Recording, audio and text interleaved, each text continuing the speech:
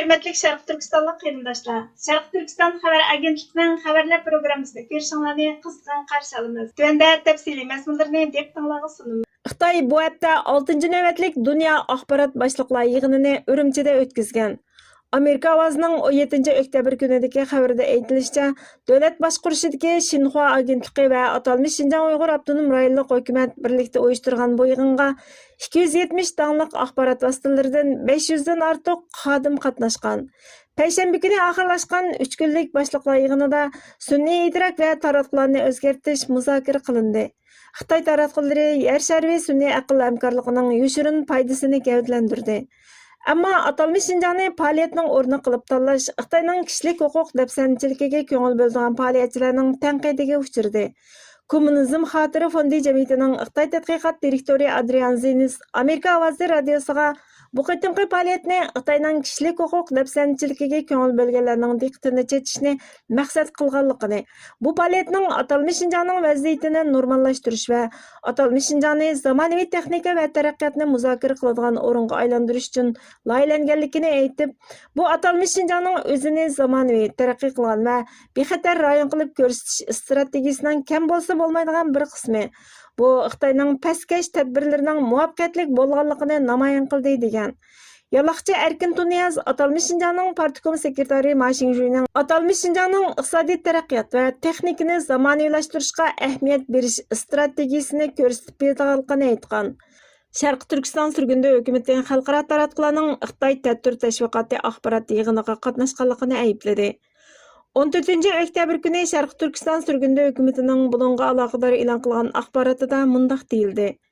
Sharq Turkiston surgunda hukumati 106 davlatdan kelgan Reuters agentligi, Birlashma agentligi, Hindi dini agentligi va Al Jazeera qatorliq 208 xalqarалық axborotning 6-cı navbatlik Dünya Axborot Başlıqlar yig'iniga qatnashganligini aybladi.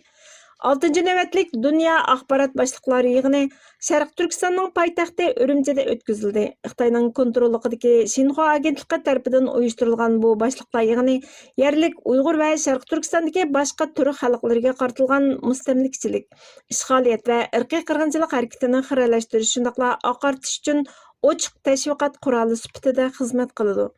Bu axborot tashkilotlari bu başlıqlar yig'iniga qatnashish orqali axborot hamkorligi va texnika taraqqiyoti degan nom ostida Sharq Turkiston xalqining madaniyat, etnik va diniy kimligini yo'qotish uchun sistemlik ishlayotgan hokimiyatga ishonch ato qildi. Urumchi hozirgi zamon tarixidagi eng rahimsiz ishg'oliyat mustamlika jinoyatining markazi bo'lib, millionlab Uyg'ur va boshqa turk xalqlari keng ko'lamli tutqun qilish, majburiy emgakka selish, assimilyatsiya qilish va irqiy qirg'inchilik yurgizishga uchirmoqda. Sharq Turkiston surgunda hukumatining Cumhur raisi Dr. Mamtmin Ali Apandi bu muhtaram axborot tashkilotlarining Xitoyning tashviqot faoliyatiga qatnashishini tanlaganligi kishini umidsizlantirdi. Ularning mavjudligi Xitoyning Sharq Turkistondagi o'rinsiz mustamlikchilik va irqiy qirg'inchilik siyosatini qonunliqdek tashviqot bilan ta'minlaydi dedi. Sharq Turkiston surgunda hukumati keskin holda Sharq Turkistondagi krizisning nuqul kishilik huquq dafsanchiligidan olqib ketganligini, buning inchiki tashkillangan mustamlika, ishg'oliyat, milliy tozalash va irqiy qirg'inchilikning qadam-qadam yurgizilishi ekanligini o'ttirg'a qo'ydi. Bu Dünya Axborot Başlıqlar yig'ini Xitoyning Sharq Turkistonga 1949-yili 10-oyning 12 kuni rahimsizlarcha tajovuz qilganligining 75 yilligidan bir necha kun keyinga o'rinlashtirilib, Xitoy hokimiyatining jinoiy qilmishlarini oqlash va dunyoviy tunishni aldamchilik bilan kontrol qilish uchun bo'shashmay tirishadiganligini ta'kidladi. Xitoy shuningga o'xshash o'yinlar orqali o'zining mustamlika ishg'oliyatini qonunlashtirib, irqiy qirg'inchilik siyosatining haqiqiy mohiyatini xiralashtirmoqchi. Uning ustiga başlıqlar yig'inining sun'iy idrok va taratqularni o'zgartirish temasi Xitoyning sun'iy aql texnikasini kuzatish va tashviqot quroli qilib ishlatishiga zo'r andisha paydo qildi. Sharq Turkiston surgunda hukumati ogohlantirib, Xitoy hokimiyati sun'iy aqldan foydalanib, o'zining bostirish qilmishini davomlashtirdi. Uchurlarni kontrol qildi va Uyg'ur va boshqa turk xalqlariga qartilgan irqiy qirg'inchilik harakatini texmo ilgari surdi. Bu strategik texnikani reallikni burmalash va yolg'on bayonlarni tarqatishga ishlatish dunyoviy taratqular cho'qim tanqidiy baho beradigan xatarlik nuqta edi dedi. Sharq Turkiston surgunda hukumati uchur aloqa va tashviqot ministri Dr. Jurat Obul apandi U axborot tashkilotlari bu boshliqlar yig'iniga qatnashish orqali Xitoyning yolg'on hikoyalarini tarqatishiga sherik bo'lib qilish xavfiga duch keladi. Ularning Sharq Turkistonda yuz berayotgan vahshiyliklarni to'g'ri doklad qilishi, shundaqla Xitoyning irqiy qirg'inchiligi va mustamlikasi ishg'oliyati ostida azob-uqubat chekayotganlar bilan ittifoqlashib, ularning tirishchanligini qaytadan o'ttirg'a qo'yishi to'liq zarur dedi.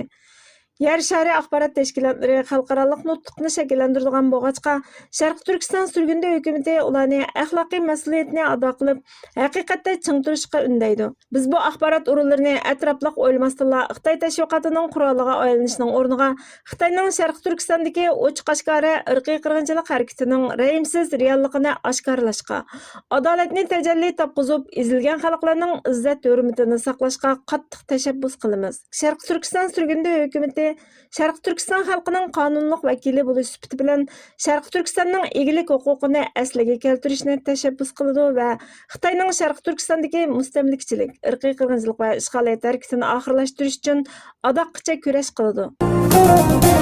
Sharq Turkiston surgunda hukumatı Sharq Turkiston mustaqillik hamkorlik munbirining ba'zi tashkilotlarning mazkur munbardan chekinishiga aloqador rasmiy bayonotini 13 oktyabr kuni e'lon qildi. Bayonotda mundaq deyildi: Sharq Turkiston mustaqillik hamkorlik munbiri Sharq Turkiston surgunda hukumatı bilan birlikda Sharq Turkiston yoshlar qurultiyi va uningga aloqadorlarning mazkur munbardan chekinib chiqqandan keyin tarqatgan yolg'on yavadaq so'zlari va soxta uchurlarini keskin rad qiladi. Ularning ayblashlari asossiz bo'lib qolmasdan, balki Sharq Turkistonning mustaqilligini ilgari surishda zarur bo'lgan hamkorlikni va hukumatni buzishni maqsad qilgan texnik keng doiralik suiqasdlarning bir qismidir. Birinchi, munbar hukumatning Sharq Turkistonning mustaqilligini asliga keltirishni ilgari surishdan iborat birdan-bir nishonini ko'zlashni asos qilib, hukumat bilan muajiratga tashkilotlar o'rtasidagi hamkorlikni borliqqa keltirish tirishchanlik bilan qurilgan edi. U hargizmi nupuzni hukumatning ostida markazlashtirishni yoki munbardagi har qanday bir tashkilotning mustaqilligini yo'qotishni maqsad qilib qurilmagan. Aksicha u har bir tashkilotning erkinlikka to'liq hurmat qilgan asosda alohida va hamkorlashish mumkinchiligiga ega planlar asosida tirishchanliklarni birlashtirishni o'zining nishon maqsad qilib kelgan edi.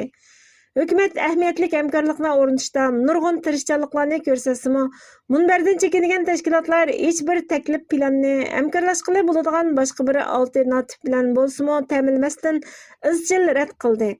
Ba'zilarning ko'ngil biladiğini başdan axir hukumatning mashruiyatini savollash va faqat o'zining maqsad uchun xizmat qiladigan zaruriyatsiz qayta qurib chiqishni talab qilish bo'ldi. Hukumatni birlikni buzdi deb xato ayblash va hamkorlashishni rad qilish ularning munbarga qatnashishdagi izchil qalaymaqonchilik chiqaradigan andisasi bo'ldi. Ikkinchi, hamkorlik tirishchanliklarini rad qilish bilan qolmay, Sharq Turkiston yoshlar qurultiyi va uningga aloqadorlar munbarda hukumatning va boshqa tashkilotlarning vakillarining ishida o'zining fikrini qo'llamaganlarga ziyoda chakinlik bilan shaxsiyatiga hujum qilish va qo'rqitish taktikalarini ishlatishdek kasbiylikka yot qilmishdi bo'ldi. Bu hareketler hukumatni to'xtamay tillashni, e'tiborsizlashtirishni va hatto o'zlarining talabi qabul qilinmasa, birlashib hujum qilish tahdidini selishni o'z ichiga oladi. 2024-yili 5-iyul kuni Oqsaroyning oldida elib berilgan tinchlik namoyishida hukumatning bir rahbari Sharq Turkiston yoshlar qurultiyining bir vakilining qasddan jidal chiqarishini ko'zlagan jismoniy hujumga uchirdi. Bu qilmishning o qadar kuchkirtkichi xarakterida bo'lishiga qaramay, hukumat xodimlari munbarning boshqa a'zolari bilan birlikda uningga qarata o'zini tutib olish pozitsiyasini tutdi va jidalning ulg'ayib ketmasligiga kapolatlik qilib, o'zlarining hamkorlik, tinchlik va tartibni saqlashdek maydonini namoyon qildi. 3. Hukumatning diqqatini tortgan yana bir nuqta Sharq Turkiston yoshlar qurultiyining Sharq Turkiston xalqini rayon va yurtlar bo'yicha bo'lishni maqsad qiladigan yurtvozlik taktikasini qo'llanishidir. Ular hukumatning ba'zi xodimlarining yurtiga nomussizlarcha hujum qildi. Ularning bu qilmishi Xitoy hukumatining Sharq Turkiston xalqining birligini buzish taktikasiga o'xshaydi. Bu qilmishi salbiy natija berib qolmay, balki yana xatarlikdir. Chunki u Sharq Turkistonning mustaqilligini asliga keltirishni ishga oshirishga lozim bo'ladigan ittifoqlikni va birlikni buzadi. Hukumat shuni boshdan oxir ta'kidlab keldi, ham keldiki, bizning birdan-bir dushmanimiz Xitoyning tajovuzchi kuchlari, shundaqla bizning birdan-bir markaziy nuqtamiz Sharq Turkistonning mustaqilligini asliga keltirishdir. To'rtinchi, munbarning boshqa a'zo tashkilotlarining va hukumatning vakillari har vaqt kasbchanlik bilan ish qilib va o'zaro hurmat va hamkorlikning prinsiplarini ado qilib kelyotidi. Biz ham hamkorlik va ishga oshirg'ili bo'ladigan tirishchanlikni asos qilgan holda Sharq Turkistonning mustaqilligini ilgari surishga o'zini haqiqiy bag'ishlagan tashkilotlar bilan birga ish qilishdan iborat nishonimizda chang turamiz.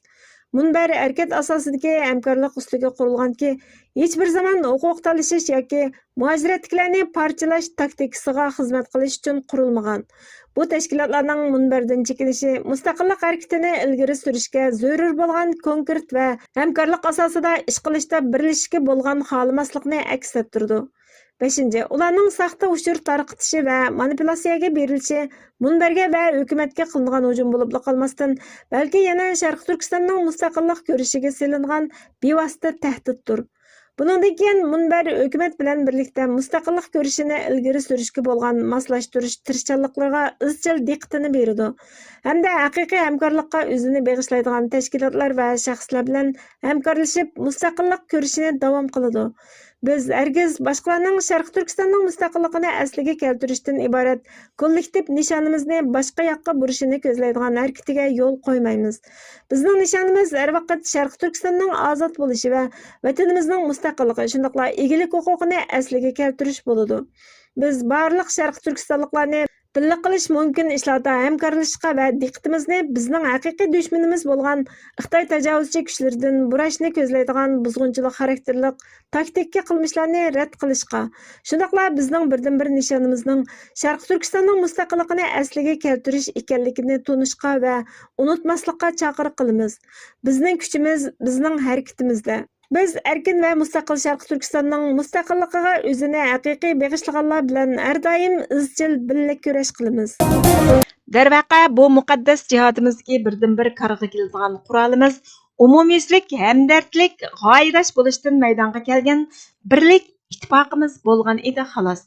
Bizlar uzun zamonlardan tortib insoniy marhamat va fazilatlardan mahrum holatda vahshiylarcha boshqurish ostida ezilib keldik. Agar biz asrlikning asorati tufayli qon tomirlarimizga qadar singib ketgan tafriqchilik xohishini, manfaatvozlik zaharlarini umumyuzlik holda qarindoshlik to'g'risi bilan vujudimizdan taltukis tozalab chiqarib etmasak, hammamiz bir gavda bo'lib, haqiqiy birlik asosida hoshimizni tepishga jiddiy tutish qilmasak, oqibatimizning xayrlik bo'lishi qandoqmi mumkin bo'lsin? Shu aniqki, Sharq Turkiston xalqining ziyinimi, manfaatlarimi bir nuqtada. Memleketning bir parchasiga foyda yoki ziyon yetsa, buning ta'siri bir butun davlatga teng yetadi. Shunga har bir shahar va viloyatning ish va nupuz egalari ko'zi to'ymaganni oz deb nupuzga aldinib, manmanlik, nafsoniyatchilik qilmasligi, o'ttirga xatarlik bo'lgan ittifoqsizlik uruqini chachmasliklari lozim. Chunki hammamizning o'rtaq manfaati buni taqozo qiladi. Agar butkul Sharq Turkiston mamlakati birlik ittifoqlikqa kela olmay, parcha-parcha ushaq bagliklarning shakliga kirib qolsa, o'ttirimizda nifaq va shaxsiy ixtilof ofatlari kuchaydi.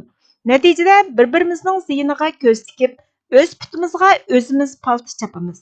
Hamma tang barbod bo'lganda pushaymon hargiz foyda bermaydi. Biz birlikka keladiganlar bo'lsak, ziyon bizga hech bir yerdan yuzlanolmaydi. Ixtiloflashib o'tirsak, orqasidan umumyuzlik xaroblik, dahshatlik falokat agishib keladi.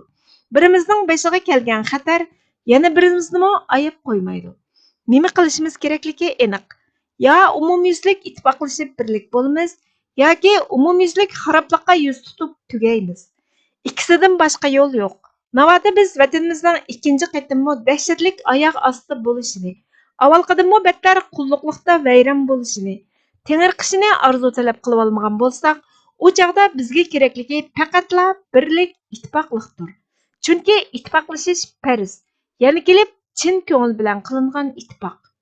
Manba Erkin Turkiston gazeti 1933-yili 29-noyabr 15-son Kaşıgar. Uyg'urchaga ag'dirg'ichi Borhan Muhammad. Bizga vaqt ayirganingiz uchun ko'pdan-ko'p rahmat. Kelar qatimqi programmamizda ko'rishguncha Allohga omonat bo'lgaysizlar.